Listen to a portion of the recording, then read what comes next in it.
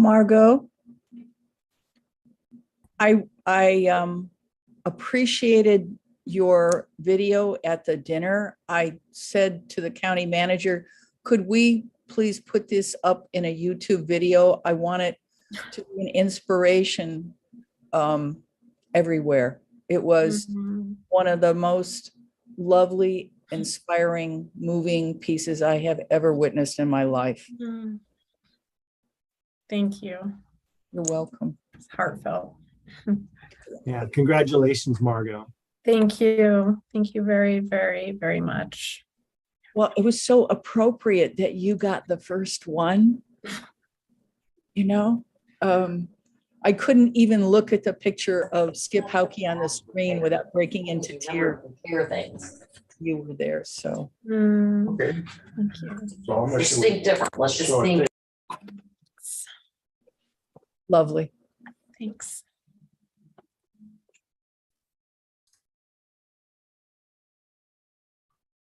Yeah, that was a nice event all around. I loved seeing the diversity of businesses that were recognized, and it was a good night. Yeah, you know, and it's like, well, I wasn't there. I could just feel the spirit of it in my correspondence with Kevin. And it's just, I think we need that, right? We need that because it's so easy to feel, at least for me to feel just so weighted by the unexpected tragedies and shared sorrows and all of it. And yes, and then there's those reminders, right? That happen every single day that are just like, oh, there is so much goodness and so much collective effort. And yeah, I think it's good for the soul. I completely agree. It's inspiring, and the pride that the winners have in receiving the award is just, it's really uplifting. But to your point, the diversity, I was astonished at the difference between past ones and this one. Yeah, it was great. Well, it looks like we've got 10 o'clock and we're being recorded. We're all ready to go. Work sessions are an opportunity for board members to discuss issues informally with staff and invited guests. The board encourages members of the public to attend work sessions and listen to the discussion, but there is generally no opportunity for public comment. Members of the public wishing to address the board are welcome to do so during the board's regularly scheduled meetings held twice monthly. We have got 5 items on the work session this morning. But we'll start with our county manager update, and I'll turn it over to County Manager Don Boone. Thank you, Chair Quayla, members of the board. Good morning. I'll be really quick. This Friday, we have a finalist that will be in town for the Director of Emergency Management. And so they'll be going through a number of interfaces with the community, with our stakeholder partners, as well as with my office and the sheriff and others. They'll be taking a tour of the Camp Raialea EOC as well as the PIC. And so hopefully it'll be a good day for them and for us. And at the end of it, hopefully an offer can be made and accepted and we can move forward. So, and that's all that I have this morning. Thank you, Chair. Thank you, County Manager. Good luck to you in your efforts there. We'll turn it over to our next presenter, which will be our Public Works Director, Ted McLean. And this is the Ridge Road, Delora Beach Lane Intersection Safety Improvement on page 3. Thank you, Chair Quayla, members of the board. Appreciate being able to come before you today with these updates on safety improvements that we're proposing to make on Ridge Road. One in specific is the Delora Intersection.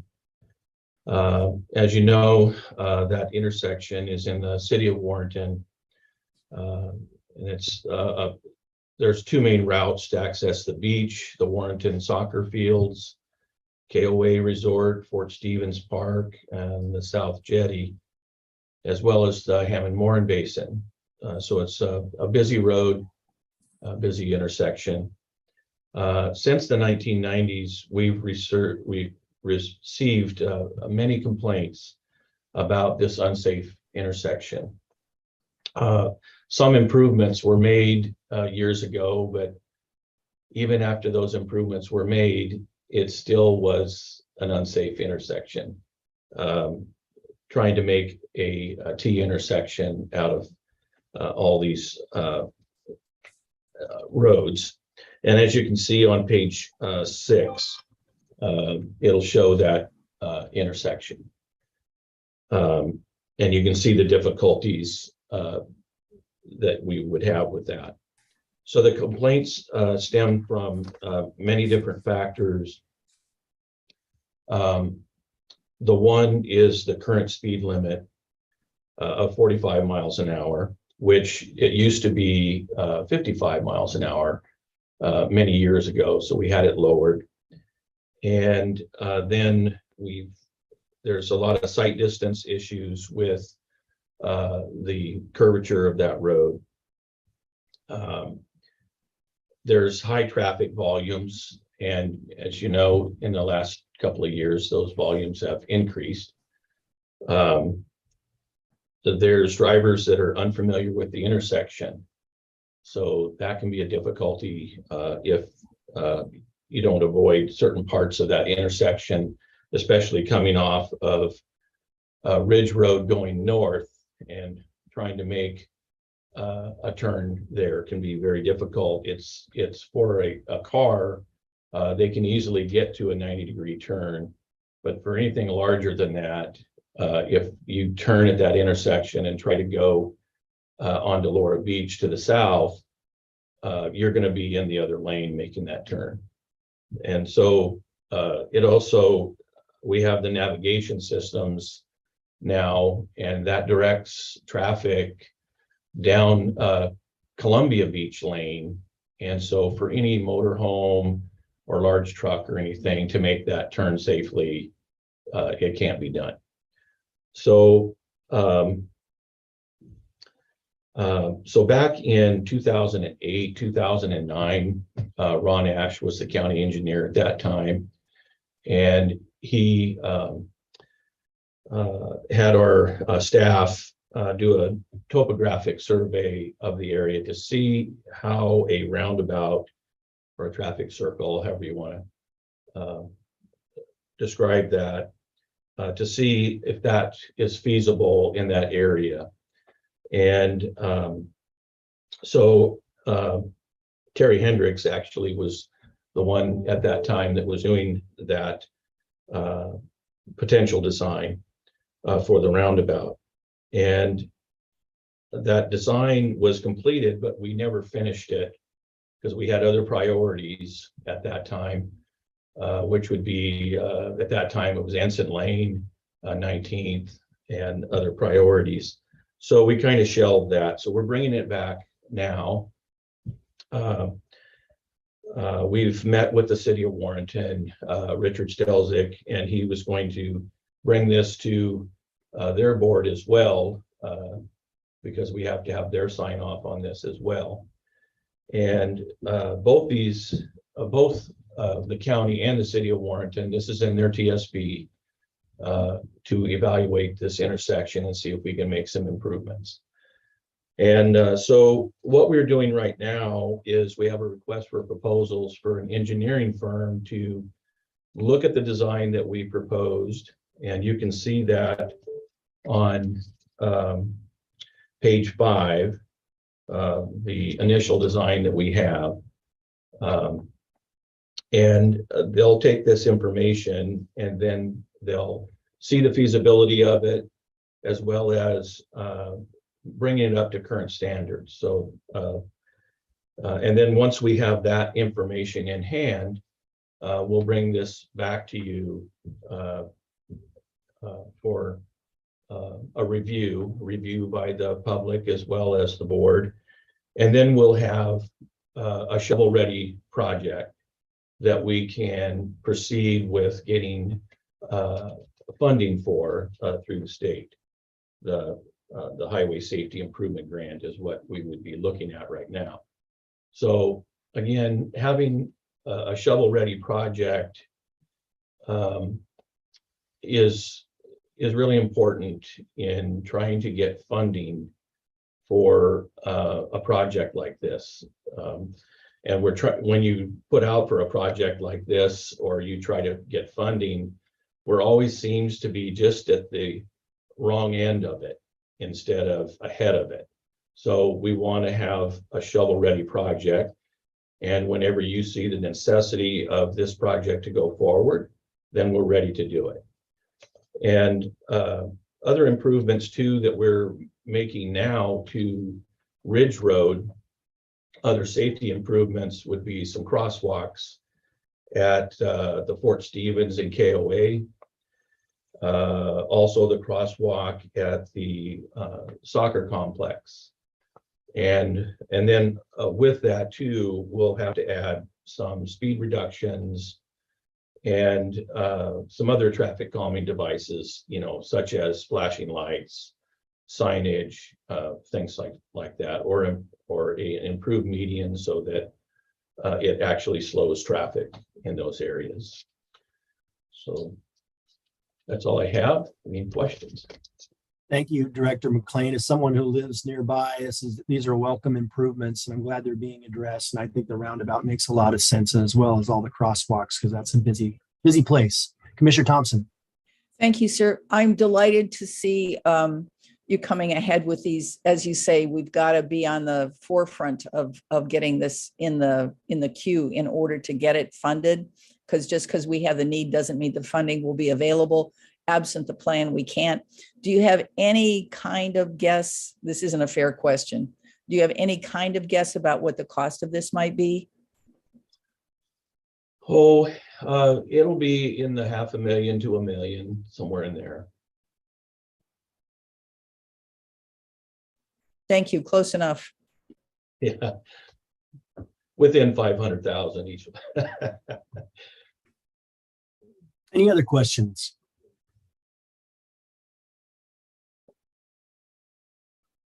Not seeing any. Director McLean, good work. I think this is certainly the step in the right direction in addressing this issue. Thank you. We'll move on to the next item, which is presentation by Hillary Foote, Farm Forest Specialist for DLCD.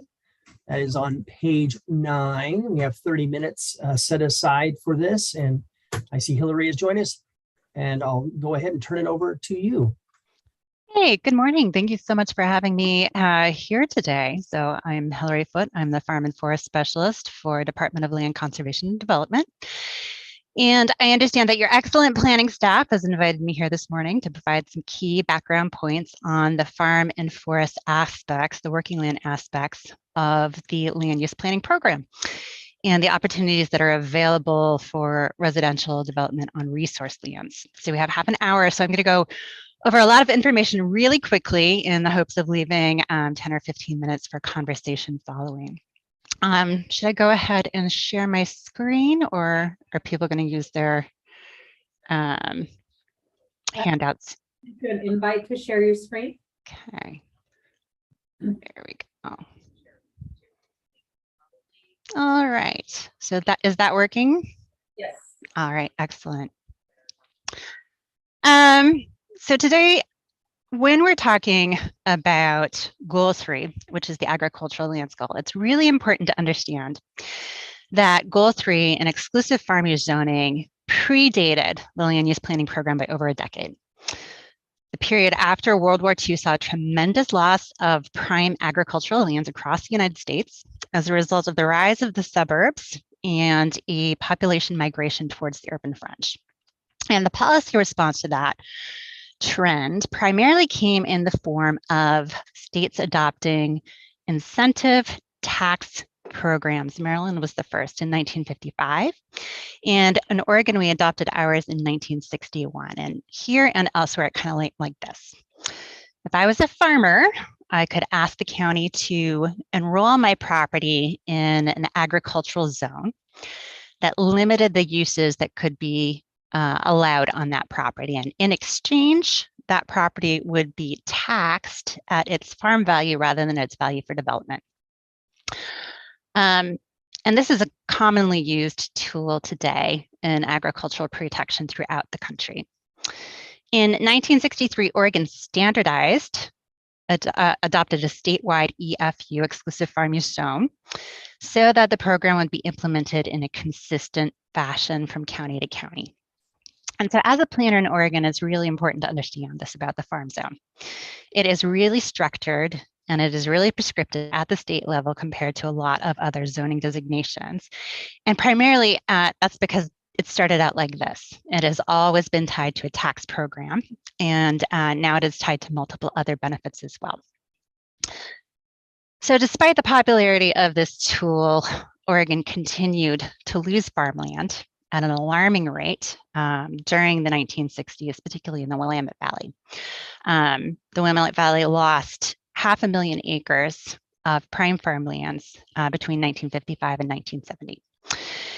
So protection of farmland was a pivotal conversation in that decade in the 1960s that led up to the enactment of Senate Bill 100, which is the pivotal land use bill that was adopted in 1973.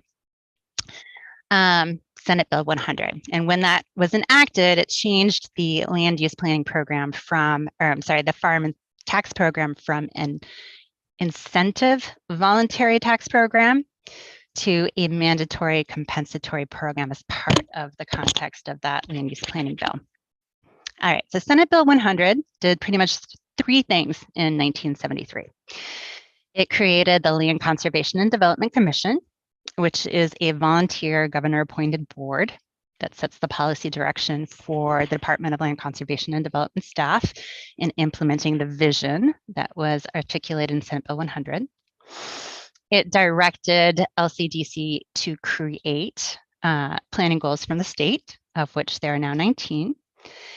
And it mandated the development of local plans that were reflective of the statewide planning goals. And the obligatory nature of the land use planning program was really to address some issues with an earlier version of the program that was enacted in 1969. All right. So let's hit on the three core tenets of the land use planning program. It's really based on these three general concepts. One, that resource lands are protected as economic assets critical to the resource economies of the state. Two, that urban growth should be bounded to encourage efficient economic development and careful planning. And that three, the program is coordinated consistently across the state while it accounts for regional differences. All right, so a little bit about urban growth boundaries. So an urban growth boundary is based on the premise that it is most economic and efficient to contain urban development within a bounded area. That particularly when you're providing public services, it is most efficient to do so within a contained geographic area, and not just infrastructure like water, sewer, and roads, but other public services like school buses, fire protection, police protection, healthcare. All right.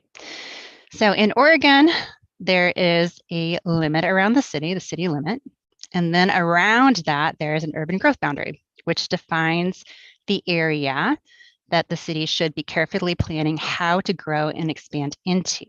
And that planning for growth is based on studies and metrics like population growth projections, infrastructure studies, and economic opportunity analyses. That urban growth boundary should contain enough land to meet those needs of the city for the next 20 years. And if a city has studies that demonstrate there is a shortfall of needed land to meet those goals, then there is a state process for the city to expand their urban growth boundary into a rural area. And that process has actually worked really well in Oregon. LCDC adopted revised rules for urban growth boundary expansions in 2016. And since that time, there have been over 30 successful urban growth boundary expansions or adjustments. So just in the past 6 years. All right. And DLCD also has an entire team of people that focus on planning for efficient urban growth. All right. So outside of urban growth boundaries are rural lands for the most part. And rural lands consist of resource lands that are protected under goals 3 and 4, and exception lands, which at the time of acknowledgement, after the adoption of Senate Bill 100, were developed or otherwise committed to other non-resource uses. So exception lands are going to be your rural residential, commercial, and industrial lands for the most part. And there is still a process that is used and available today to take an exception to a resource goal if there is sufficient reason to rezone a farm or forest property for a different use. Okay. Land that has been protected under farm and forest zoning designations, again, they are done so because they are considered assets that are important to the resource economies of the state. And I want to touch on another idea that's pretty important to conversations around resource lands, and that is that there's a sort of a carrying capacity, just like you would find in conversations around habitat. There is an idea that there's a critical threshold for the amount of working land needed to support a working farm economy, and that fragmentation of that farmer habitat, if you will, for example, as a result of rural gentrification, leads to conflicts and disruption of that economy. And that can look like tangible ways, like conflicts. A farmer is spreading manure on the 4th of July and the neighbors don't like it so much. And other tangibles, like you need a certain number of farmers to support a feed supply store and the diesel mechanic and the local packing plant, if you're lucky enough to have one. But then there are also these intangible benefits to having a robust, multi-farmer, cohesive farming community. And those are intangible things like information sharing, mentoring, sharing best practices, gossiping about approaches to deal with an armyworm infestation. So information and skills. And then there's also informal sharing economy, like I'm going to borrow Farmer Lance's spinning Ginny to run some fence line, or it's, late at night and I need antibiotics. I'm going to go borrow some from my friend because the vet's not available. So there are these vague and difficult to define thresholds for what keeps an agricultural community thriving. And so when you hear maybe the Farm Bureau, others expressing concerns about cumulative impacts to agriculture, this is what they're getting at. Where is that proverbial straw that breaks the camel's back? All right. And this one we're going to skip because you guys know well how that part works. And there are 19 goals in the land use planning program, and they fall mostly in buckets. Today, I'm talking about the resource goals, goals 3 and goal 4, but I want to touch on really quickly one other statewide planning goal, and that's goal 10, housing. So goals 3 and 4, the farmland and the timberland goals, they do not apply within urban growth boundaries. They only apply to rural lands. Conversely, housing, goal 10, only applies within urban growth boundaries. It does not apply to rural lands at the state level. At the state level, there is no recognized need for rural housing types other than housing that is accessory to working resource operations. So that comes up a lot, and there's often confusion about that, but I just wanted to make that clear. Okay. This is in here to point out again that timber and ag are major contributors to Oregon's economy. They collectively contribute about 17% of the state's GDP. All right. And before we go on to talk about opportunities for housing types on resource lands, I want to highlight that, particularly since I know from Ian that you had a lot of record dwelling come up a couple of months ago. So there has been this long conversation over several decades. And that conversation has revolved around something that's been alternately called marginal lands, secondary lands, small scale resource lands, non-resource lands. Most recently, I've heard it somewhat confusingly called rural resource lands. Right. And the two concepts that are underlying these conversations over the past several decades have been, one, that there are lands out there that may have been miszoned at the time of acknowledgement. Lands that were zoned for farm or forest use that should not have been protected under those zoning designations because they didn't meet the state definitions for farm or forest land.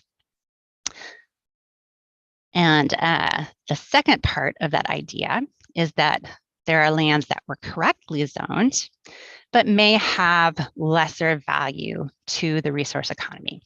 And there's so much subtle history there. I'm going to skip over most of it and I can answer whatever questions you have. But one thing I do want to point out is House Bill 3661 that was enacted in 1993.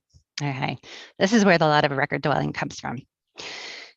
Preceding that, in 1985, this conversation began. It was a 7-year public conversation that DLCD managed around this idea of small-scale resource lands and high-value resource lands. That second thing that I mentioned, that there were lands that met the definition of agricultural lands or timberlands, but may not have as much to contribute to the resource economies. Yeah. During that 7-year process, LCDC changed the goals 3 and 4 and adopted rules for small-scale resource lands. Those rules are so controversial that the very next year, the legislature completely overturned it and replaced it with House Bill 3661, which is where we have the provisions we have today for many of the more complicated non-resource dwelling types. So forest template tests, lot of record dwellings, non-farm dwellings. So just the takeaway here is that there's a decade of negotiation and public process that went into the criteria for those particular review opportunities. As far as where this conversation is today, the things that I really hear a lot about are, one, in more urban areas, a need for more small acreage farmland to facilitate land access for crop-oriented farmers who do not need large property to run a profitable intensive cropping operation, or who can't afford large farm properties. So that's a conversation that's happening on one end, again, more in urban areas. And on the opposite end of that perspective, there's an increasing number of large acreage non-resource designations, particularly in Southern Oregon. So more conversations going into the future on both of those two topics. Okay. So again, it's really important to keep in mind as we're talking about non-resource lands, marginal lands, and dwelling opportunities on resource lands, that these are lands that met a definition established by LCDC for agricultural lands, for timberlands, lands that were important to sustain these resource economies. And that these properties were restricted under protective zoning and also conferred a suite of benefits, compensatory benefits in exchange for that restriction. So I mentioned the special assessment program. Forest land also is automatically enrolled in that special assessment program where both timber and farmland are assessed at their resource value rather than their value for development. Additionally, they're exempt from new special assessments. There are special inheritance provisions for both types of properties. Counties are statutorily prohibited from regulating timber practices on timberlands and farm practices on farmlands. That's also very important to know. And then Oregon has right to farm and also right to forest laws that protect those practices from nuisance suits. Okay. And Oregon does have, so as part of that long conversation that led us to House Bill 3661 that I mentioned earlier, a legislative policy on dwellings and resource lands that essentially says that where that resource land, designated resource land, is less productive, there should be a limited opportunity to provide for a dwelling or a residential use on that property. Okay. So on farm zones, there are a number of opportunities for dwelling development, and they fall into two buckets. One bucket are dwellings in conjunction with farm use, which the state encourages. So that's the provision of a residence for a primary farm operator and for farm workers, generally speaking, and there are a number of different tests related to those opportunities. And then there's a bucket of dwellings that are not in conjunction with agricultural use of the property. These are de facto residential uses of these working lands.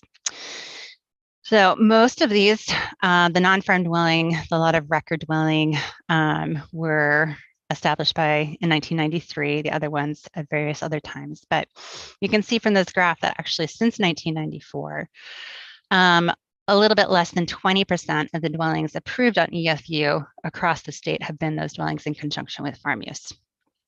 The largest category are replacement dwellings, which may or may not be conjunction with farm use. And then the second largest category are non-farm dwellings. Okay. In forest zones, there is only one dwelling in conjunction with a forest operation, and that is a new opportunity that was, those statutes were enacted in 2019, and that's for a second family forestry dwelling. It requires a forest management plan. All of the other opportunities are essentially non-timber, non-resource dwellings, residential opportunities, like the template test in a large lot and the lot of record dwelling. The template test is a complicated review based on existing pattern of development in an area where you can allow a dwelling. And I would just note that you'll see that over 50% of dwellings approved in forest zones are done under that review type. DLCD did push a legislative concept in 2019 that was enacted to close loopholes in the template test provisions, and they will become effective in all counties in Oregon in 2024 finally. And so we're really interested to see how those trends change in the future once that happens. Okay, so that was a super fast overview, and I assumed quite a bit of prior knowledge there. So I'm happy to answer any questions or talk about whatever aspect of the program is of interest. Yes, Commissioner Thompson. Thank you. This is so helpful. I hope we'll call on you again when need be.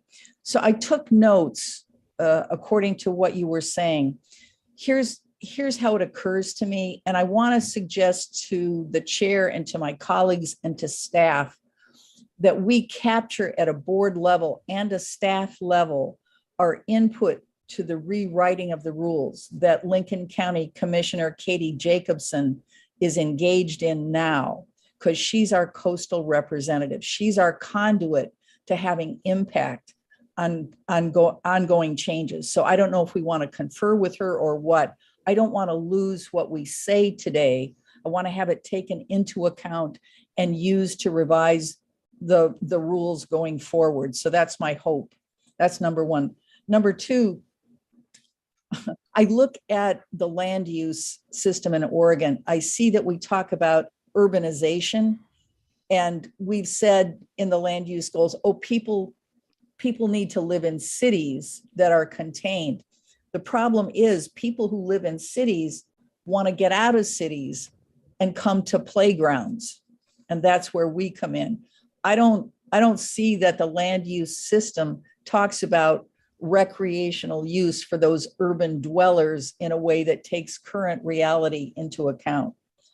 In terms of housing, I don't see that the land use system currently in place takes into sufficient account the increasing wealth gap, where some households have more than one home, and that reduces the availability of housing.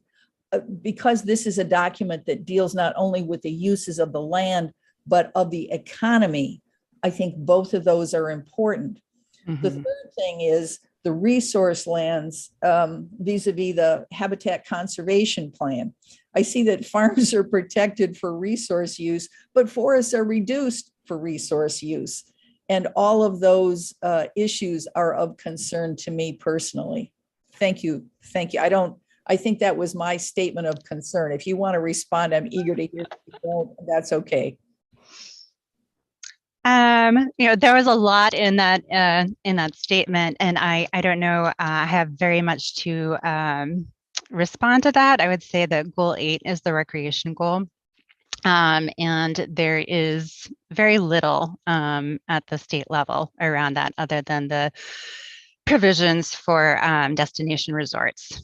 And that has mostly been left to counties, but goal 4 does recognize the value that forest lands provide for recreational use, open space, habitat, and air and water uses as well.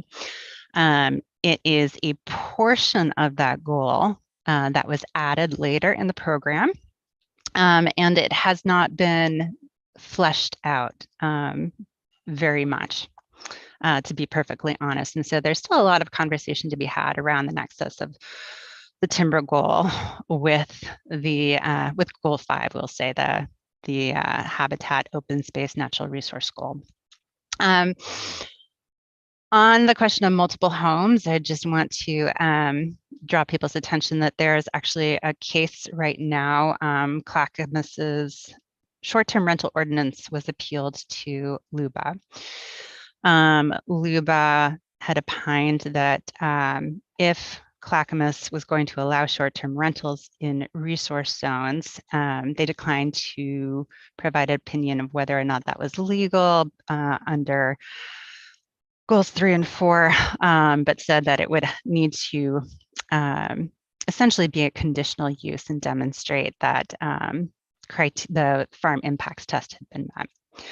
That case is currently at the Court of Appeals, and we're sort of like anxiously waiting to see what happens with that.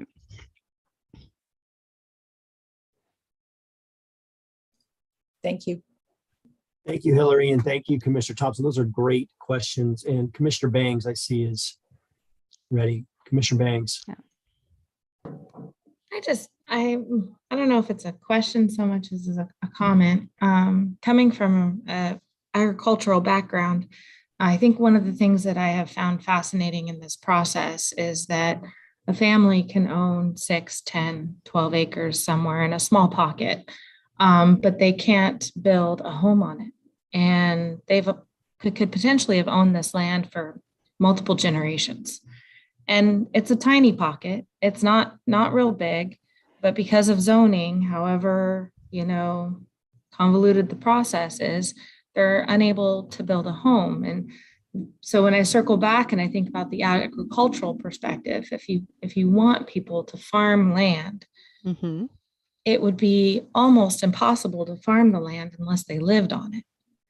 And so I just find that fascinating. And granted, I come from a family where, yes, we owned our primary property and we farmed our primary property, but we did lease land. Mm-hmm. But it was extremely difficult to access the leased land because equipment traveling, you had, Mm-hmm.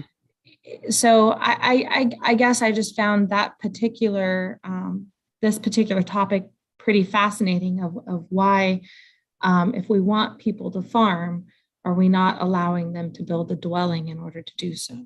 Mm-hmm.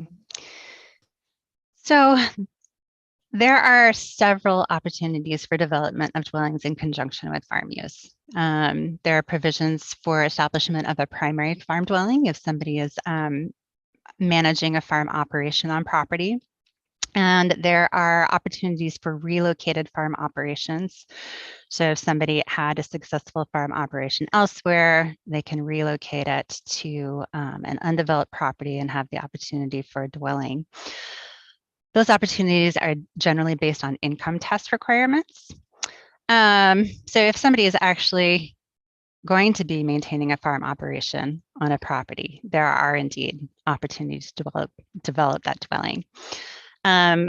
For a property that's been in a family for some time, there are also those lot of record provisions that allow a dwelling to be developed on a property that has been in a family or inherited within the family as well. You mentioned how difficult it is driving, right? And I also have a farm operation, and it makes me nervous when my husband drives the tractor down the road, because it can take half an hour on that road. And, we live off of a logging road that gets a lot of recreational traffic too. And I understand that. And I think that speaks to the policies of the state that encourage preservation of agricultural lands in large blocks. And so that is, one of the reasons why we would like to see agricultural areas maintained in a cohesive way and not fragmented with all of these small residential pieces interspersed throughout them. That's the sort of part of the idea of preserving that landscape. And I just have a follow-up comment, really. So I live on a forest land, farm forest land, 40 acres with 5th generation family right now. Now, granted, my children are 8, 10, and 12. So they're not ready to build their own home yet. But what I find, I think possibly frustrating about the policies is that when you have families that are wanting to invest, they would like to pull a chunk off and give it to their children in order to continue that farming operation and continue the family legacy. And so it just, I guess it just goes against the inherent values of farming families, where, you don't want it to be too difficult later on. I mean, it's a legacy. And when you're passing a legacy, you don't want it to be too difficult in order to continue that legacy. And that's, sadly what happens in many farming areas. My original family farm was, it became too difficult to continue that legacy. And so we ended up selling 700 acres in Illinois. And so it's I guess, I understand why. I understand why there's these rules and regulations. I just wish that there was an easier way, I think, for farming families in order to continue to prosper. Yeah, and that's an excellent point, Commissioner Banks, especially given the age of the agricultural community in the state. So the average age of a farmer is well up there into the 60s, even 70s. And so the state is very concerned about what's going to happen as farmers retire. And there is a huge and acknowledged need to devote resources to succession planning to facilitate those transitions so that agricultural lands stay in the hands of farmers who are going to be working the land. So the Oregon Agricultural Heritage Program was funded last session, and that is very exciting because part of their mission is to provide support for succession planning. OSU also has the Outson Center is devoted to providing resources for succession planning as well. So you just hit on a really timely topic that people are thinking about, and I'm excited to see how that portion of the Oregon Agricultural Heritage Program evolves going forward. Thank you, Hillary. I see Commissioner Webb and then Commissioner Toyoka. Commissioner Webb. Yeah, thank you. This was a marvelous presentation. Very complicated issues made much more straightforward. Thank you so much. I'd like to sort of endorse Commissioner Thompson's remarks. I think that it always makes me sad, having spent the first half of my life in Oregon, in the Valley, and now being on the coast, that so many issues that are state policy issues don't always apply to, we could talk about the urban-rural divide in Oregon, and yet it's not a bifocus, it's multi-focused, because rural places in Oregon vary enormously. And when we here on the coast have are lucky enough to have all of the above: farms, forests, and fishing.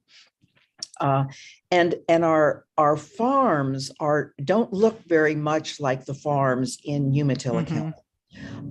We're very lucky to have a vigorous small farms backbone, really.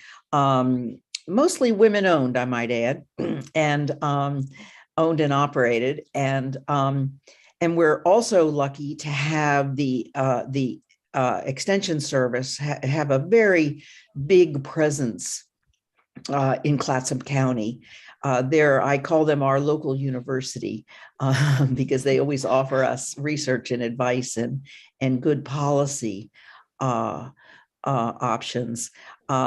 So one of the things that I would like to see happen at the state level is a little bit more sensitivity to the small farms, which really, I believe, certainly in our county, are the future of farming here. And they do tie in, once again, with Commissioner Thompson's mention of the fact that one of the important sectors in our local economy is tourism. And so we need to be able to have ways for our tourists. We have many tourists who come here, not just for the beaches, but also for our forests. And they never get a chance to even see our small farming operations. And the opportunity to have some kind of benefit to small farmers for tourism, either stays or seminars, or there are all kinds of wonderful things that fall under the aegis of agritourism that would mean wonderful benefits for our small farmers over the summer months.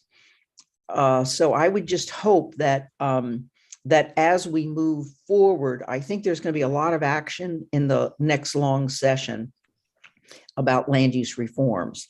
And I think a lot of it is going to focus on housing, but I'd love for some of it to also focus on creative farm uses, opportunities for farms to be able, of all sizes, to be able to benefit from all those city dwellers who want to come out and see what's going on farms. We're going to be there asking you all to consider that in future. I'm a strong believer that I'm a land use planner myself and have been practicing in Oregon since the 1980s. And I think it's time for us to really take a pretty substantial look at SB 100 and think about taking it forward in new ways that reflect our changing landscape and our changing population. Thank you. Thank you again for your presentation. No, thank you, Commissioner Webb. And since you brought up opportunities for agritourism and showcasing the bounty of Oregon's, particularly our small farms in your region, I just want to point out that OSU has developed some great resources on that point in collaboration with DLCD. So they have guidance documents on going through all different aspects of starting a agritourism business on your farm that is legal and compatible with the regulatory infrastructure that we have. And they also offer a series of training classes. That's a pretty new product that they're putting out. So I would encourage folks to reach out to your extension agent for those resources. Thank you, Hillary. Commissioner Toyoka. Thank you. Just wanted to discuss more to Commissioner Banks' point about ability for the small farmer, small rancher, in a rural area such as Clatsup County. I get approached by our constituents, people, talking to me about this issue, just pass on what they're saying, is that, a lot of us, or, a lot of the ranchers and farmers here are multi-generational. And not having the ability to have their home on their productive land, it hinders the profitability and makes it less likely that they can sustain that for the next generation. And we're talking, it's already multi-generational in rural Oregon, especially the coast. Yeah. In our land use and our planning, we're taking that away out of the equation. And a lot of people tell me that's how we were established. That's our roots. We had our farm, our farmhouse on the farm, our farmhouse on the ranch. And now that's, because of coding and how the state has evolved, that's taken away. So I think we have to look back to our roots and start addressing that, to Commissioner Banks's point, we are multi-generational. We're going to kill our industry if we don't start adjusting or at least investigating those land use planning issues. Mm-hmm. One thing I failed to do was introduce our senior planner, Ian Sisson. So Ian, I know you got your hand up. Would you like to make any comment? Thank you, Chair Aquila and members of the board. And no worries about the introduction. That was a great presentation, Hillary. Thank you so much again for your time today. Absolutely. Really appreciate it. I just wanted to point out a couple of things. One, to Commissioner Webb, you probably are already aware of this, but I just wanted to put it out there for everyone that in 2018, we did update our Land and Water Development and Use Code to include agritourism as an option. And so that's allowed in the EFU zone as well as the rural agricultural zones. And we've had a couple of successful applicants, one at Blackberry Bog Farm, and then another at Big Creek Lodge. So it's starting to happen a little bit, but it's not really proliferating yet. But I just wanted to put that out there again, that is an option folks can pursue. And then on the topic of the small farms and, we get calls all the time. I answer all calls all the time from people who say, I'm looking at a small piece of EFU property. I really want to farm it. They have an exciting idea about what kind of farming they want to do. And a lot of the times they are also interested in incorporating agritourism and doing farm to table dinners or farm stays, various things like that. And so, yeah, we get the question a lot. Well, so can I apply for a dwelling in conjunction with farm use? What would I need to do? And, we'll show them the code requirements and the income if you're on high value farmland, which most EFU designated land is going to be classified high value. The income requirement is, $80,000 a year, and you have to demonstrate that for 2 out of the last 3 or 3 out of the last 5 years. So folks take a look at that and say, whoa, thanks, but no thanks. I don't think I can pull that off. So Hillary, a question for you, sort of 2 parts. Has there been any discussion about taking that income requirement and scaling it to like a per acre number instead of a flat $80,000? Say it's a X number of dollars per acre that you generate. And that's a new threshold that would accommodate these smaller farms and allow folks to get something started where you're not having to generate that huge amount of money. And then second, I think we discussed maybe this question before, but an option for some sort of temporary use permit to, maybe bring in an RV or a manufactured home that could be removed and be able to start your farm. We have folks with livestock that they're raising and they're saying, my cow is giving birth and I need to be there, and it might happen in the middle of the night, or an animal is stuck in a fence and I live half an hour away and my neighbor calls me and I can't get there until it's too late, or there's been a severe injury or something like that. So anyway, I'm just curious what discussion might be happening with, again, kind of scaling that income requirement or allowing some sort of temporary use option to get a small farm started. So there are no discussions currently. The income standard at 80,000 was adopted in 1983, and it was not pegged to any inflationary index. So the legislature, over, 30 years, 35 years ago, had decided that that was an appropriate level of income. And again, it hasn't changed since then. And so if it was adjusted for inflation today, it would be well over $100,000, $150,000. There are the farm capability standards. There are only 2 counties that have adopted tables for them in the state. And if that is something you're interested in, you and I can have a further discussion on that and data sources for doing that, applying that test. And that is a standard that's based on potential capability, productive capability of a piece of property. It's a very complicated to get it set up. The rules reference some out-of-date publications that aren't published any longer, but there are alternate sources available from National Agricultural Statistics Service.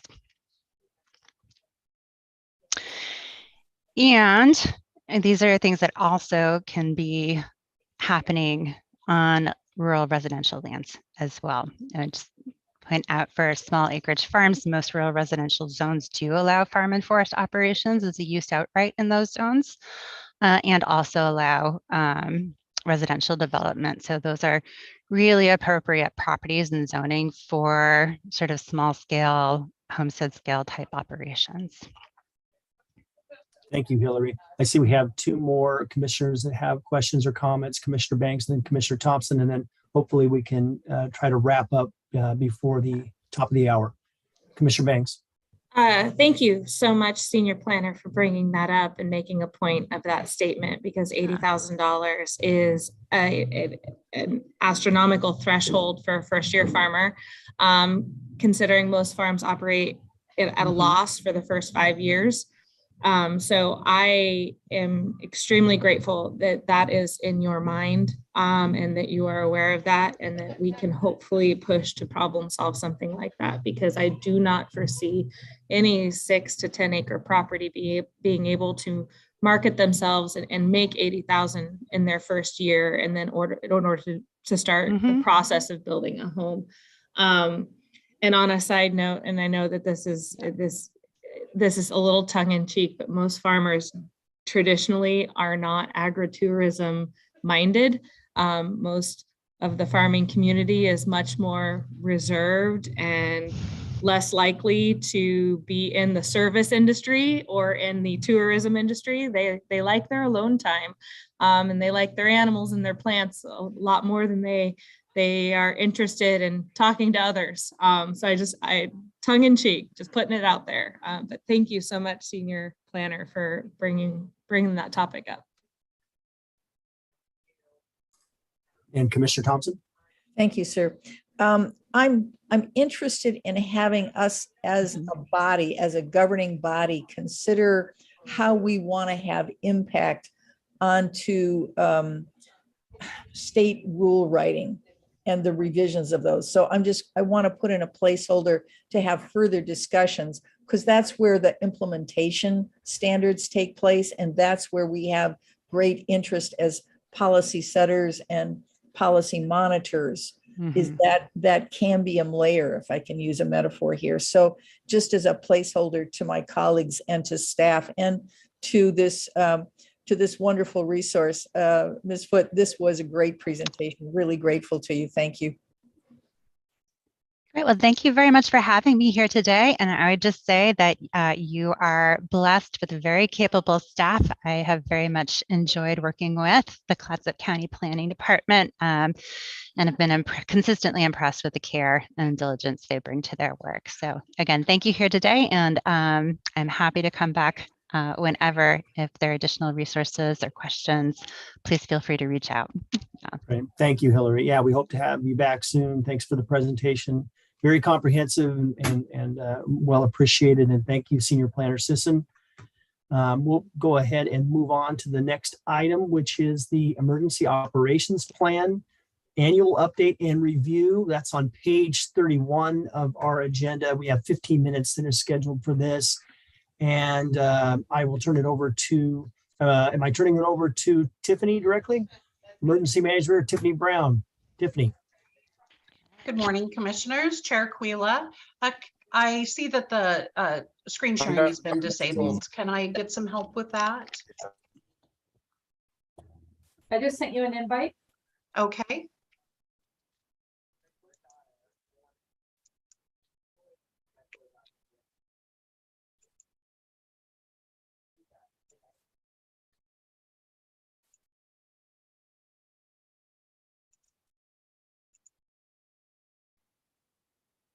Teresa, where do I see that?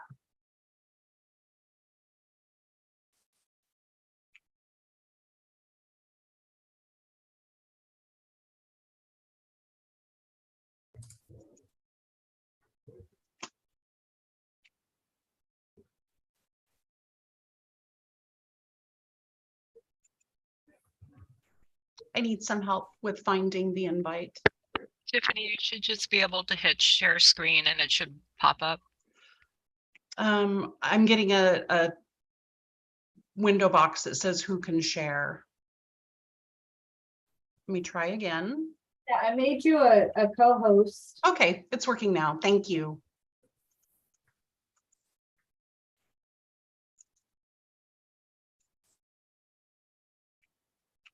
Great. Is that visible to everyone? It is. Wonderful, thank you. Welcome and thank you for spending some time with me this morning to discuss the Emergency Operations Plan and Mass Care Planning for Clatsup County. I want to start by saying that the purpose of this presentation is to introduce some of our new board members to the emergency operations planning function of this department, but also to tee up both the board and staff to look at this plan next year, which is when we will be due for a formal update. To be clear, this isn't a formal update today. This is really a review of the plan. We certainly can incorporate updates and whatnot. But if you looked over the basic plan that was included in the board packet, you'll see that the board promulgated this plan in 2018. And within that timeline, they'll be due to do so again next year in 2023. And so this is a refresh. This is getting the plan ready to take a look at. There was considerable guidance that came out from Fema this last year for updating emergency operations plans. So we may be taking a look at that. And this presentation is just intended to provide an overview and a review to staff and the board. So an overview of this presentation, this is actually the next two items on the work session agenda, combined into roughly 4 sections. We're going to talk about the EOP in a very general way. We're going to get a little bit into the plan updates that have occurred since 2018 when you last promulgated this plan. We're going to then start talking a little bit more specifically about mass care planning and finish with an agreement for mass care services that we are in the process of updating. So what is an emergency operations plan? I know we've updated the natural hazards mitigation plan in recent years. The EOP assigns responsibility to organizations and individuals for carrying out specific actions. It's really about who does what. And it's designed for not everyday emergencies, but when we encounter something that forces us to look outside our own capabilities and partner with other agencies. What are the characteristics of this plan? Like all emergency plans, it's a living document. That means that we're constantly filling the gaps and updating. It has plan annexes, that is specific sections of the plan that address particular concerns in Clatsup County. It is subject to an annual and semi-annual review process. As I said, we're constantly updating. Once a year, I touch it and incorporate new data, maybe organizational changes. And then every 5 years, we do a really big sweep and update the entire plan with a board approval. There is multi-jurisdictional coordination in this plan. We don't update it in a vacuum. We send it to our multidisciplinary partners for review. It relies on a hazard risk analysis, not unlike the NHMP, and it is a state and federal requirement of some of the funding and activities that we participate in. Again, this EOP is about who does what before, during, and after an emergency. And here's how it breaks down. The basic plan, which is the portion of the plan that you received in your board packet. It is the only portion of the plan that is public facing. The other 3 sections of this plan are for official use only. I meant to mention at the beginning of the presentation that we will be delivering physical plans to the board by the end of the month. And those physical plans, which are in binders about 4 to 5 inches thick, will include all 4 sections. We start with the basic plan. We next get into emergency support functions, the annexes, which are plans within a plan. And just as a reminder, we update annually, and this has been approved by the board 2 times, in 2011 and 2018. So the basic plan which you received, I'll try to go through this quickly, and you saw it. It's just an overview of our approach to emergency operations. It's the foundational document. It's our concept of operations. It's who does what. It's how we talk to people. There's some forms in there. The primary audience for this portion of the plan are not our response partners. The primary audience for this portion of the plan are the public, the county manager and staff, the Board of Commissioners, and other agency heads throughout the community. The second section of the plan includes emergency support functions. One of the updates we're making this year is that we are going from a 15 emergency support function model to 18, and that's following the state and federal partners. Just this last week, we had 2 cities, Warrenton and Gerhart, update their emergency operations plan with a grant that we wrote for them a few years ago, and they also converted to the 18 emergency support function model. And this graphic is really just to show you how this section is organized. The first section's in transportation, and these are all of the areas that we consider in emergency management that we tend to and plan around to create a comprehensive emergency management program. And the final section are the incident and support annexes. The incident annexes are hazard and incident specific. There's one for terrorism, there's one for tsunami. And these are largely in the same format that they were when we created the plan and originally in 2011. A lot of them just look like checklists. But what happens additionally in these sections is that we are invited as needed to create additional annexes or plans within the plans. And that is the next topic that we'll cover in this presentation. And those are the plan updates that have occurred since 2018 when you last approved this plan. So this is the plan administration page. I took this right out of the agenda summary, and it outlines the changes that have been made. We're going to go through these plans quickly just to do a real overview of what we have in place and to better acquaint the board with the planning elements. But for now, I'm going to just talk about a couple of smaller items on this list that I will not be going into with greater detail today and explaining why. There's item 4 is the beach landing site assessment. If you participated in the hovercraft landing exercise, then you were also part of a larger plan to identify landing sites, viable landing sites for the U.S. Navy in Clatsup County. And so we completed that project. We have those landing sites identified, and we are incorporating that data into the plan. It's really someone else's plan. And so we're just bringing in the piece that's relevant to us. And another example of that would be updates that ODOT has made in recent years. They've gotten more acute in identifying emergency routes, and so we update that information. Dagami came up with some new reports. We don't put those reports within this plan, but we absolutely link those reports to specific plans or annexes. I mentioned the natural hazard mitigation plan. The 2 plans don't really overlap in a significant way, but there are references throughout this plan, the EOP, to the NHMP, and so we make updates accordingly. So let's get into the actual plan updates and the specific plans that we've worked on since 2018. The first is an auxiliary communications plan. We developed this, and you'll hear this more than once today in this presentation, after our regional exercise in 2016, Cascadia Rising. The plan's managed by the Auxcom volunteers and the Emergency Management Department. It's a living document like everything else. We've updated it every year in the last few years, and most recent updates reflect our new and increased relationship with the Sunset Empire Amateur Radio Club, CERC. We partner with them on a number of projects to increase resilience in the community with that private public sector partnership.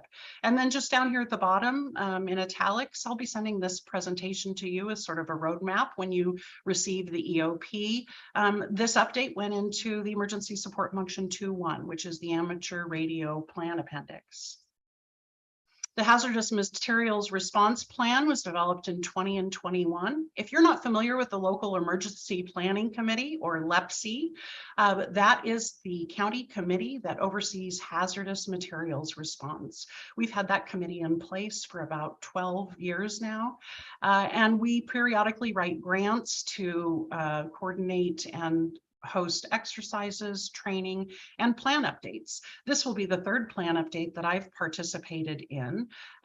We used HMEP, those are Federal Department of Transportation grants, to develop the plan update and a tabletop. And if you're wondering, hazardous materials, what is that? Well, it's really extremely hazardous substances. It's a very specific list of 356 extremely hazardous chemicals. And this plan focuses on what we call Tier 2 facilities in Clatsup County. And those are the facilities that contain those EHS substances. Again, in italics at the bottom, this plan annex went into the hazardous materials incident annex in our emergency operations plan. We received a Fema grant to write a communications plan. Our original impetus for this was that local jurisdictions are not eligible to apply for communications equipment using FEMA grants without a communications plan. Outside of FEMA grants, having a communications plan is always a shot on the arm when you're applying for communications equipment. More broadly, it gives us a guidepost for moving forward. It captures and creates the institutional knowledge. We had a 911 manager that has been with our community for decades retire a couple of years ago, and with him, was an understanding of our system. This plan was an attempt to start building a location where we could store some of that information. Again, it's a living document. There are certain elements required of a communications plan. We don't make this stuff up, the federal government does. And I'll just tell you that when we created this plan in 21, completed it, we weren't ready to have some of those conversations. There are conversations about governance. There are conversations about strategy and policy. And so we put the plan in place. I know that conversations are occurring now that have to do with 911 consolidation and the communications infrastructure. This plan gives those conversations a place to land and decisions to be made that will be reflected in this plan. Again, this went into the Emergency Support Function 2, Communications, as an appendix. Last year, we completed a wildfire evacuation guide. We had started this in 2019 and it kind of went by the wayside. I was deployed to Echo Mountain and into the following year, and that fire really resulted in us bringing this plan together. We worked on this with Deschutes and Lincoln counties. The graphic to the side is just one of the notices that's part of the guide, excuse me, it's not a plan. This was developed in partnership with other rural counties, and then very closely with the Sheriff's Department. This really is an effort by emergency management to support the Sheriff's Department in helping them to develop an evacuation guide for wildfire. I have been deployed to 4 wildfires in the last 7 years, and evacuation is always the primary focus and responsibility of the county and the County Board of Commissioners. So this is really a foundational document. We exercised it last year with our local stakeholders. It contains information about motivation and activation, tactical planning, and we will continue to exercise and update this plan annually in coordination with the Sheriff's Department and other response partners. Again, this can be found in Emergency Support Function 1-1. Okay. We're going to talk about the mass care plan next, but I want to stop there. This has been a lot, just to ask if there are any questions or comments so far, generally about the EOP or the plans that we've seen. Commissioner Banks. So is it the county's goal to be part of the IQS system with this EOP? Could you explain that acronym, please? The Incident Qualification System. It is. Oh, the National Qualification System. Yeah. So the National Qualification System is a relatively new training program to the emergency management world. Credentialing is what we're talking about. It's been a very well-established element in the fire service for a number of years. Not so much in emergency management. When the NIMS and ICS came out in the 2000s, we were all introduced to those incident command structures, but over time, we've begun to realize that that structure is really most relevant to our to field work and first responders. And so we've been working, the federal, state, local government has been working for probably the last 10 years, trying to understand what that qualification and training system looks like for a county emergency operations center, something outside that response arena. The National Qualification System is the answer to that. It is our intention to follow all local partners. The state is just now beginning to pick that up and starting to have conversations about training and credentialing programs. Does that answer your question or too much? I think we're talking about two different things because this was implemented, so far back as Katrina. So as an emergency response system, it's the incident qualification system. So I guess we're talking about two different things. I was just curious if that was the direction that our county was headed with this EOP, or if.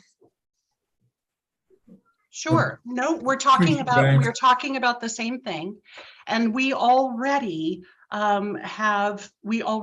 participate in that. We're referring to the National Incident Management System, the Incident Command System, and in 2008, when you originally adopted the Emergency Operation Plan, you made a commitment as a board to participate in those systems. And I'm sorry, I got a little into the weed about training programs.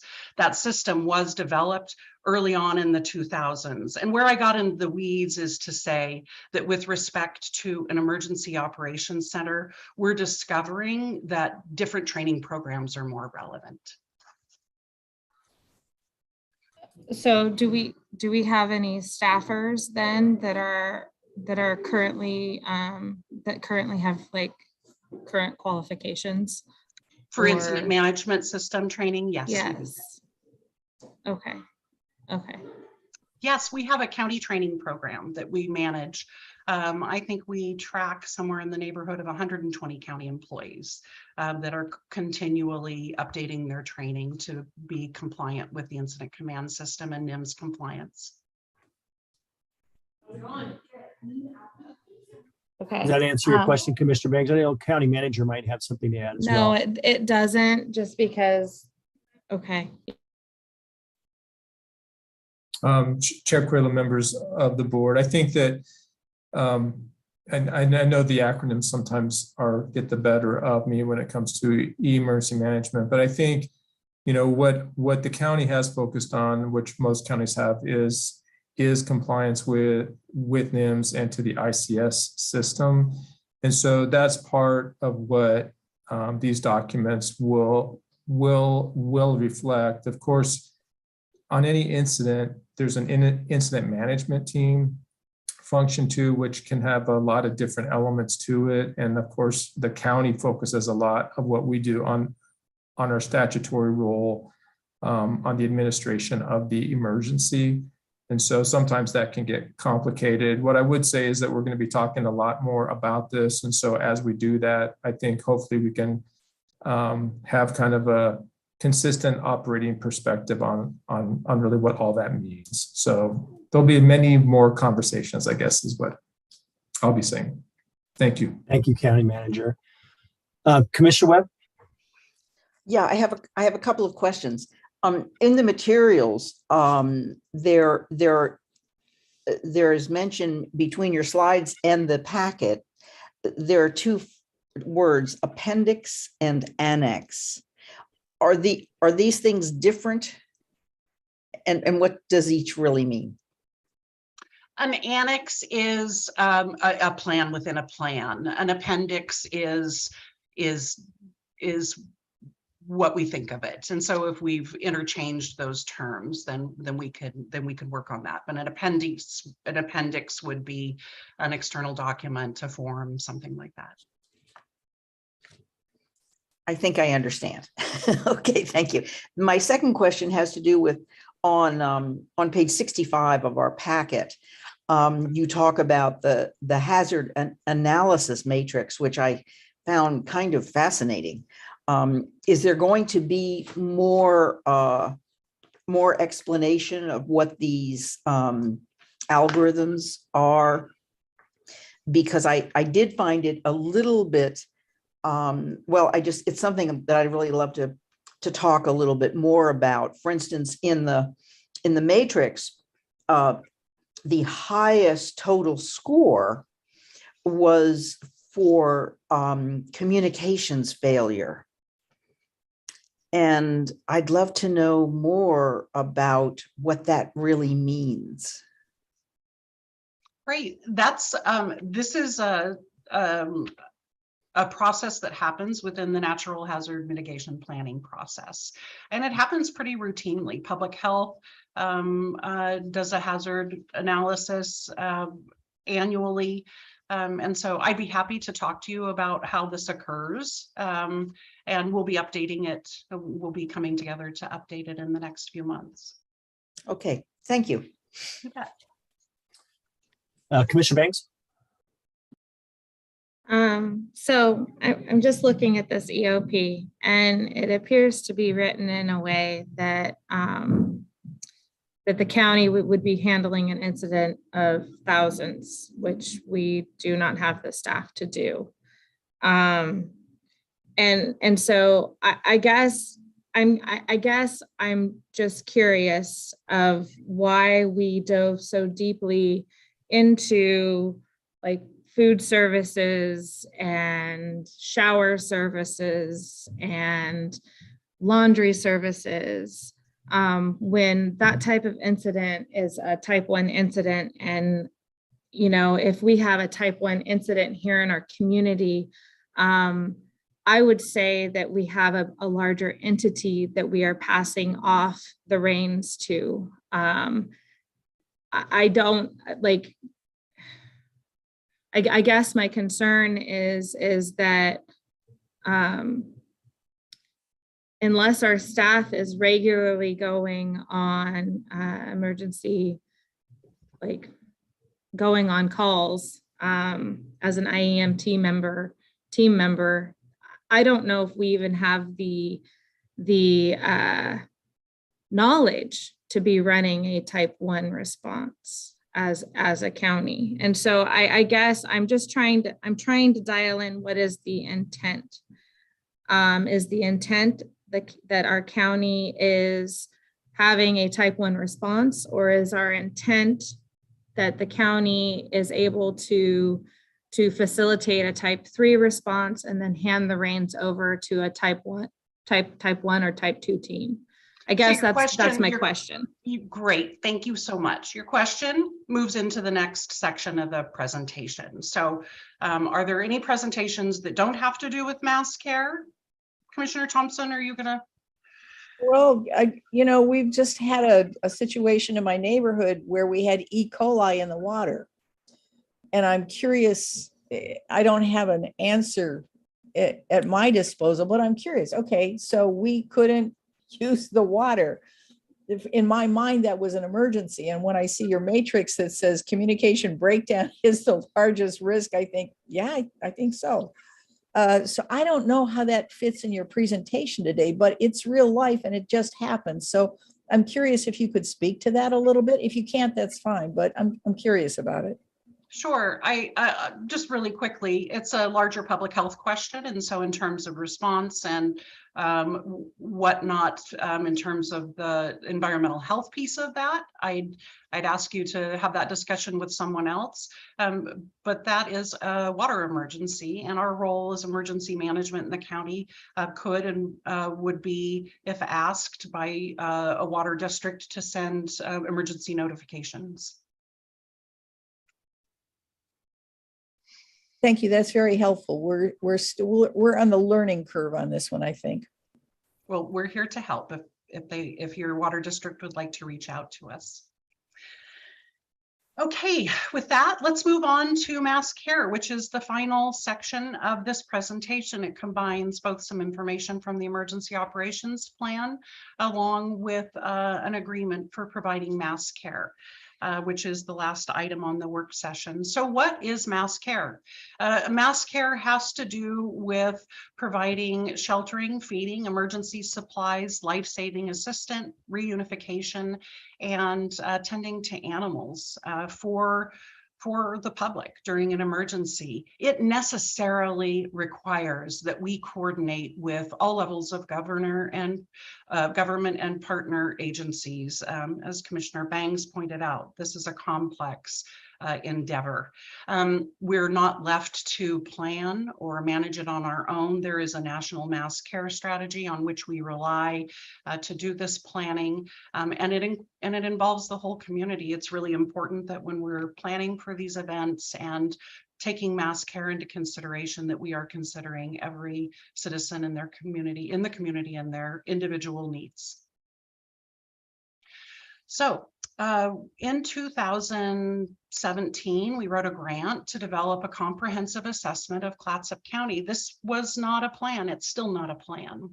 It is an assessment of who we would need to take care of, their environment, and what we already have in place to take care of the citizens of Clatsup County in the event of a catastrophic earthquake and tsunami. It's typically what we're talking about.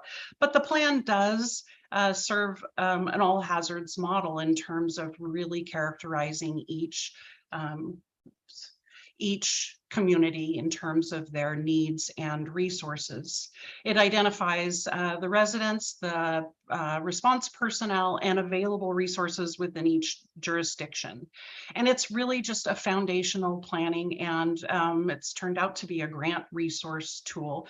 We update it periodically as we have new information. When Dagami came out with our new hazard information, we included that into the mass care plan, and we're in the process of updating it right now. And the new update will include similar information about the hospitals and schools. So, the criticality of mass care planning. How did this come about? We're back to the Cascadia Rising exercise in 2016. Also, lessons from the Great Japan earthquake. I had the opportunity to visit some tsunami-stricken communities along the Japanese coast and meet with community members and officials from communities much like ours.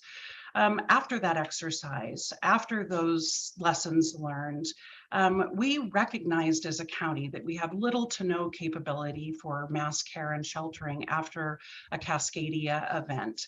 Most of our key facilities and shelters are in the inundation zone, and all of them will require a post-seismic assessment before people can enter into those buildings.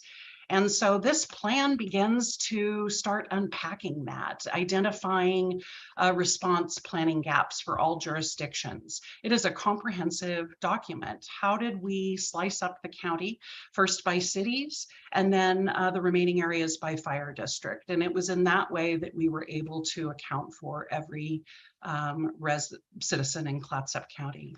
The next steps for this plan are to operationalize the assessment, possibly turn it into a plan that can talk to the other plans. I have a saying that all roads lead to mass care. Mass care is our primary focus in emergency management because it does relate to all of those other emergency support functions, communications, transportation, evacuation. And so our other next steps are to coordinate these situations, assumptions, and planning with all of those partners with whom we would need to coordinate for this complex enterprise. We are all in it together.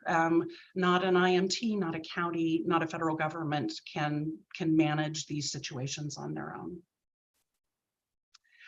So in identifying those gaps, we really started to realize just what Commissioner Banks said. We do not have the capability. We don't have the capability within Oregon. We're beginning to develop those capabilities. The wildfire season has really pushed forward a focus on mass care capabilities across the state of Oregon. But in a Cascadia event, that those resources will be spread thin. And so we started analyzing what those solutions could look like for us. And we started by analyzing what happens after a disaster while the federal government comes and coordinates assistance for you. So we attempted to identify that assistance ahead of time. And we did so in the form of seeking a no-cost emergency agreement with a company in Oregon that provides mass care services and has done so since 2005 during Katrina. The first contract was in 2018. It was innovation on both sides. This company had never done any work around Cascadia of this type. And there hadn't been, at least at that point, any contracts in the state. So it was a little new on both sides. Clatsup and Lincoln County at this point both have this agreement in place. And we've seen a number of regional mass care efforts follow. So everybody sort of arrived at this conclusion at the same time. And you're seeing evidence of that throughout different counties in the state of Oregon. So the agreement that was part of your packet is really just to introduce you to the environment and the types of things that we're doing to address those gaps we anticipate after a catastrophic event. We updated it this year. Some of our work in the last few years identified that we needed to tighten up our RFP to ensure that we were able to recover funds in the event of an emergency. And so we drafted an RFP that looked a lot like a wildfire fighting contract. It helps us update the resource list and pricing. We only update this contract every 5 years, but the price list will be updated periodically. We've maintained a relationship with this GFP Enterprises since 2017, and I'll tell you, I hope we never have to activate this contract, but simply working this closely with a company who's done it routinely has really been an educational experience for us. The county manager signs this agreement, and I invited Don Pollard, the owner of GFP, to join us today, and he is in the process of some equipment acquisition, and he wasn't able to make it. And so anyway, that concludes the presentation with respect to mass care, both the planning and our mass care agreement. and concludes my presentation. If there are any questions or follow-up? Thank you, Tiffany. I see Commissioner Thompson and Commissioner Banks. So Commissioner Thompson?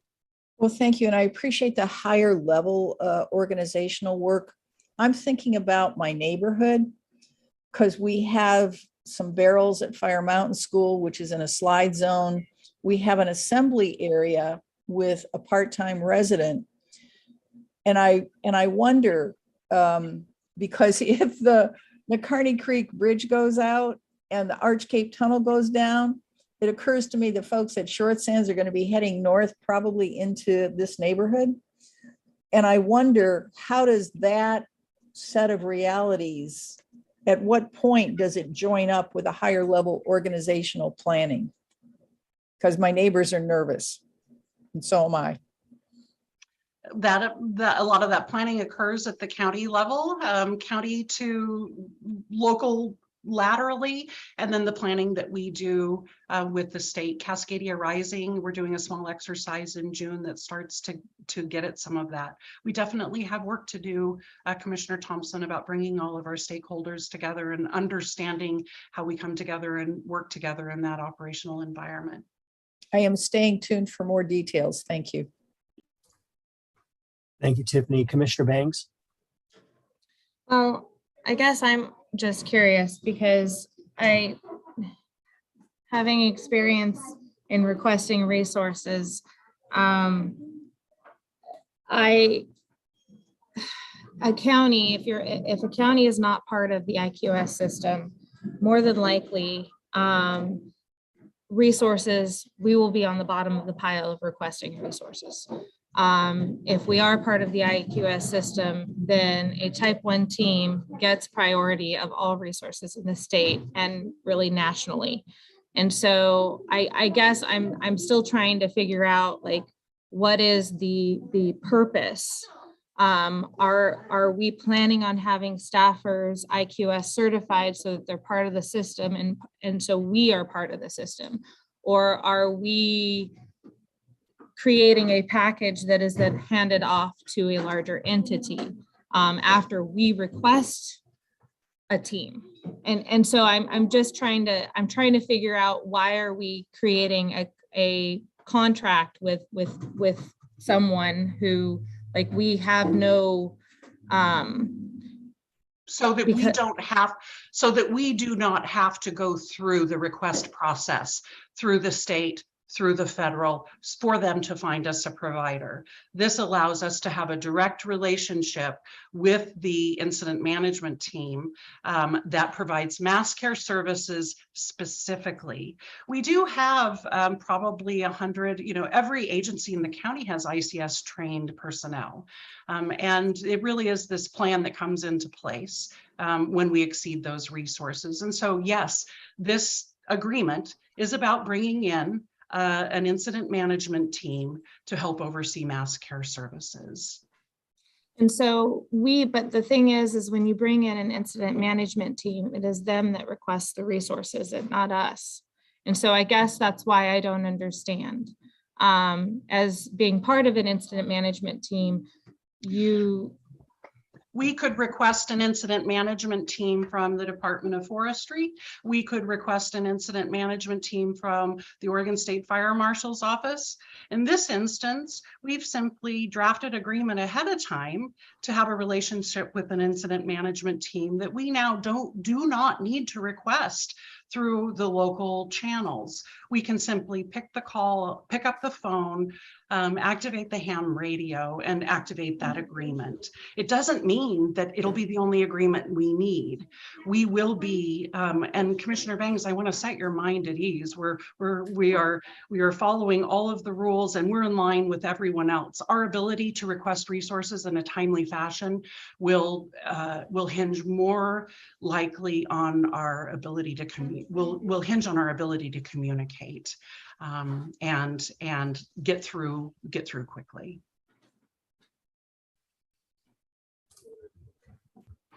It's just another tool in the toolbox. So an emergency hits us and we immediately start making requests. This is a piece we will already have in place. Yeah. And we're part of the National Incident Management System and ICS, and that most cities and jurisdictions are.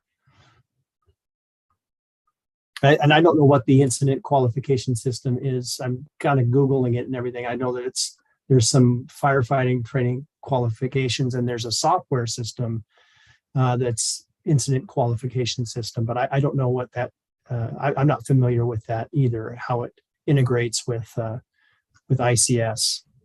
There's a well-established qualification system that is associated with wildland firefighters and Sure. urban firefighters, but it doesn't apply to county staff. It doesn't apply to emergency operations centers. And so there's been this gap in operational planning and training with respect to local government. And we've gotten by on the incident command system training, but what Commissioner Bangs is referring to is a credentialing system, a system with a task book, and you've done these things, and now you are qualified to serve in a role. And that is a system that does not exist in general emergency management. And that's something that the state is currently focused on. And we're trying to bring in a credentialing system for emergency management officials, in addition to those first responders who have had credentialing systems in place for many years. Okay. Commissioner Webb? Yeah, I have two questions. One of them is, especially going through the materials for this company, are there, it looks as if they require pretty large sites and also assume one site. Have we identified where this might happen? And if it's just one site, how do we get people to it? It's not just one site, and it's frankly not just for citizens. We could request these services to set up temporary infrastructure for a city to conduct operations if their infrastructure was damaged. The company is very modular. The agreement is modular. Part of the mass care planning and assessment is for jurisdictions to identify where they have wide open areas to land helicopters and or set up shelters. Okay, good. So my second question is, how do these folks get paid? We sign a contract with them, they agree to offer these services. Then who pays them? We pay, and we are reimbursed by the federal government. That's how it works in most disasters. Oh, so we have to have cash on hand? Is that how that works? It's some kind of an immediate payment? Maybe the county manager, can you help us out here? No, I think Chair Quayla, members of the board, I think, in an emergency, oftentimes the first payment comes from the county prior to us documenting what those reimbursement expenses are. And then we are reimbursed for those declared emergencies. And so, part of why the county sits on some of the reserves is the what if scenario of having cash on hand for those expenses. What I will say is it's not the expense is not incurred and then the same day payments made. There is a lag, and certainly in an emergency, vendors are also aware of that. But yes, there are times in an emergency where the first dollar out the door will be a county dollar. Okay, and do we assume then that we will be reimbursed with federal funds or state funds? Yes, if it is a major emergency, and it could be even a more minor weather related or a more small scale one, we do assume if the board declares an emergency that there will be reimbursement down the road. And certainly with the significant ones, that would be the expectation. Okay, thank you. Commissioner Banks? I just had an interesting thought, and I mean, I'm just gonna put it out there for the board to marinate on, but so there's a huge shortage in incident management teams across the state of Oregon right now, for positions that folks would fill, such as like bookkeeper, basic, very, very basic positions. And I'm just curious, should we be partnering with the Oregon State Fire Marshal and the Department of Forestry and get some staffers certified? Part of the certification process would be them going on an incident in order to retain their qualifications. It also keeps them in the system and communicating with the rest of the IQS folks. There's training in order to prepare, potentially provide a type 3 team, which is an 8 to 10 employees. And part of the benefit, I think, looking at it from the county's perspective, is that while they're on an incident, we aren't paying their salary. The incident that they are on is paying their salary. So we could potentially bolster our staffing levels here in the county by using the IQS system, by using this process. It's just a thought. Because I feel like it would better prepare us for a future emergency. Obviously, if we have staffers who have been, on the ground in these situations. But not only that, we might be able to potentially pay for additional staff members this way. And granted, it's wildfire season, it's other types of disasters, Katrina being one. The response that, is had, I think Texas is currently one of the IQS responses that our local staters have been requested to. So it's, I guess it's just a thought. And then if we further, dive down the rabbit hole a little bit, there might be some position description changes in the future. But I'm just curious if, I'm just throwing it out there because I feel like I feel like we could help the state a little bit and also help ourselves by being more readily prepared in the future. So just a thought. Chair Quayla, members of the board, if I might, Commissioner Banks, I think that, we will go back and certainly take all the comments and questions that we've heard today.